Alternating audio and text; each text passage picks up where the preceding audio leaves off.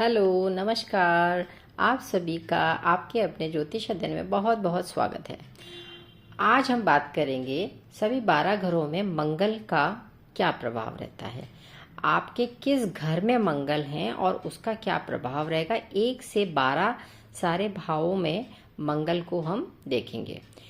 तो वैदिक ज्योतिष में मंगल को ऊर्जा कहा गया है। ऊर्जा दृढ़ता का ग्रह है।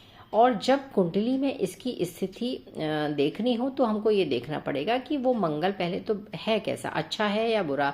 ये भी कहा सकता है नीच का है उच्च का है, ये अलग बात है। लेकिन फिलहाल इसे सिंपल तरीके से बस हम जानेंगे कि मंगल जहाँ बैठा है तो वो आपको क्या क्या रिजल्ट देता है। सिंगल खाली मंगल के बारे में बातचीत हो रही है तो हम बताते हैं कि जैसे कुंडली में इसकी स्थिति यह बता सकती है कि हम चुनौतियों का सामना कैसे करते हैं, अपने लक्ष्यों का पीछा कैसे करते हैं।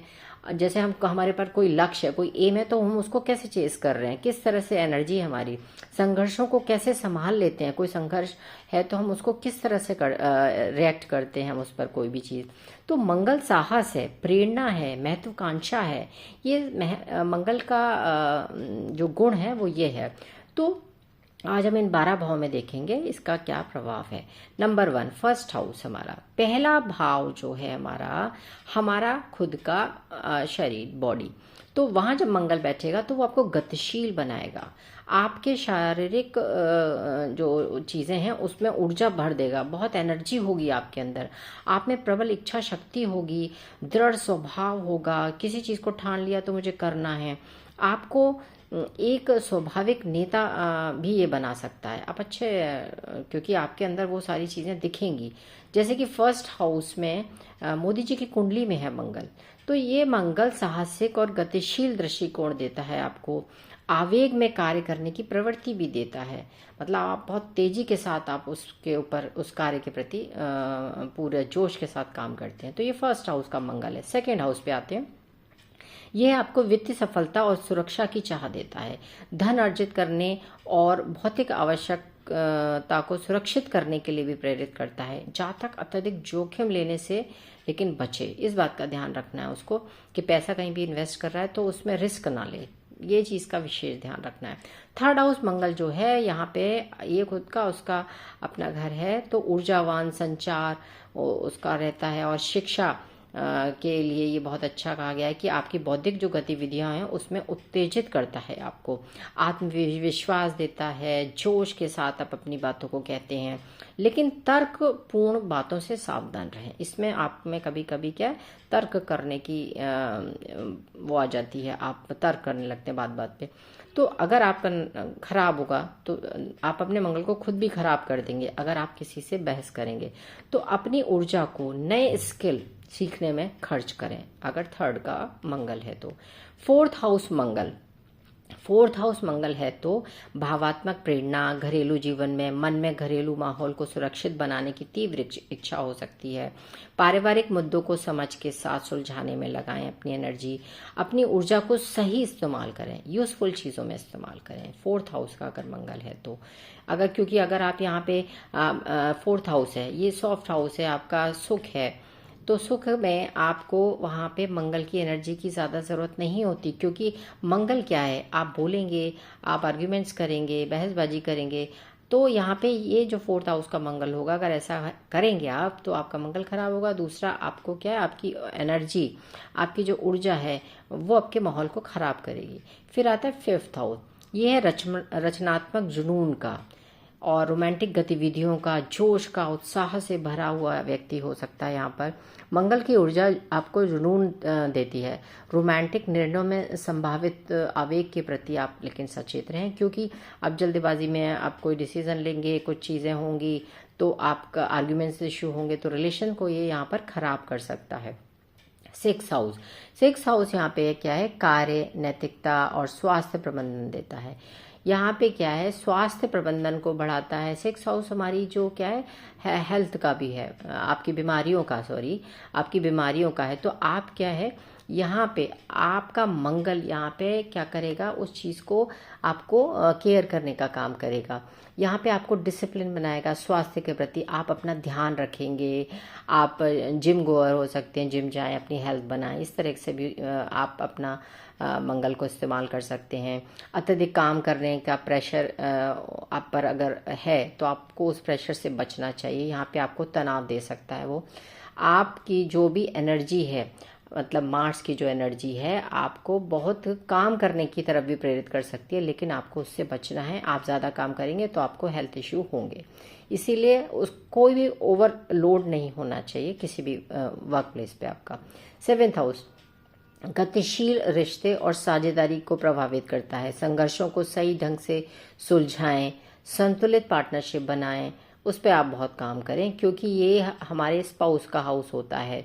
तो आप अगर अपने मैरिड लाइफ में और अगर आप ढंग से बातचीत नहीं करेंगे, उसमें अपना मार्स की एनर्जी अगर इन्वॉल्व हो जाती है तो क्या होगा कि रिश्ते खराब होने का डर रहता है। तो मार्स को आपको अपने सही तरीके से इस्तेमाल करना है, आर्गुमेंट से बचना है हमेशा।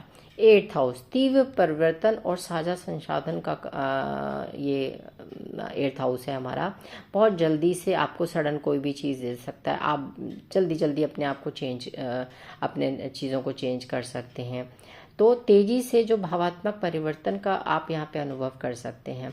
वित्तीय परिवर्तन के लिए भी यहाँ पे ये प्रेरणा देता है, क्योंकि आपकी एनर्जी है तो आपका कुछ ना कुछ आपको लगेगा कि अब ये चीज़ चेंज होनी चाहिए। गहरे मुद्दे और राजनीतिक दृष्टिकोण पर ध्यान केंद्रित करने वाला होना चाहिए आपको।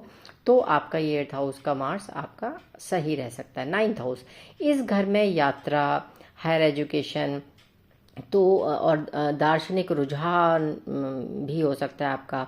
साहस और दृढ़ संकल्प के साथ आप यहाँ पे काम करें और आगे बढ़ें। दीर्घकालिक जो योजनाएं होती हैं उनसे संबंधित जो आपके डिसीजन हैं, उन संबंधित निर्णयों को आपको बहुत ही दिमाग से, अपनी बुद्धि से इस्तेमाल करना चाहिए और उनकी योजनाएं बनाना चाहिए। 10th हाउस जो होता है हमको महत्वाकांक्षा और करियर को सार्वजनिक रूप से बढ़ाने के लिए होता है। यहाँ पे पेशेवर सफलता देता है। एक्चुअली में आपकी जो भी आपका एक वो है प्रोफेशन, आप जो कर्म कर रहे हैं उसमें नेतृत्व की भावना देता है। आप अच्छे से नेतृत्व कर सकते हैं, उसकी भूमिका बहुत अच्छा निभाता है। कार्यस्थल पर आपके रिश्तों को लेकिन ये कमज़ोर कर सकता है, क्योंकि आप एक बहुत जोश के साथ उसमें अपने वर्क प्लेस पे काम करते हैं, तो इससे आपके क्या है, बहुत सारे दुश्मन भी बन जाते हैं। तो आपको वहाँ पे थोड़ा सा इस चीज़ पे ध्यान रखना चाहिए। 11th हाउस 11वें में मंगल आपको सामाजिक नेटवर्क और अपने लक्ष्यों को प्राप्त करने के लिए प्रेरित करता है। तो समूह में आप सक्रिय हों, समूह में काम करें, अपने साथ कई लोगों के साथ मिलकर काम करने की इच्छा रखें आप, क्योंकि आप ये चाहेंगे कि आप अकेले सब कुछ कर सकते हैं, लेकिन नहीं, आपको सबके साथ और सबके सहयोग से कार्य करने का प्रयास करना चाहिए। 11th हाउस में अगर मार्स है तो ये उसकी एनर्जी आप अच्छे से यूज़ कर पाएंगे। 12वें का जो मंगल है वो आपको आंतरिक प्रेरणाएं देता है।